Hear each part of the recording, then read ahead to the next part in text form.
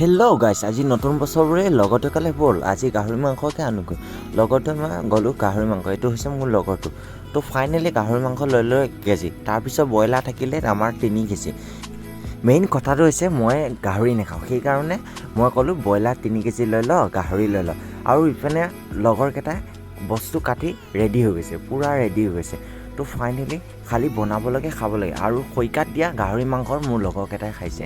মইতো নাখাওঁৱে গাহৰি মাংস মই বেয়া পাওঁ, কিন্তু আপোনালোকৰ কাৰণে ফেভৰেট মাংস হ'ব পাৰে। আৰু লগতে গাহৰি মাংস কৈছে মই আজি মদৰ সৈতে গাহৰি মাংস খাম, সেইকাৰণে জুইত অলপ গাহৰি মাংস তপতাইছে। আৰু এইপিনে আমাৰ মহাশয়ে নতুন ষ্টাইলত বনাইছে, মানে মিট মছলা আৰু তেল লগাই পূৰা ৰঙা কৰিছে। কৈছে মই বেলেগ ষ্টাইলত বনাই খাম।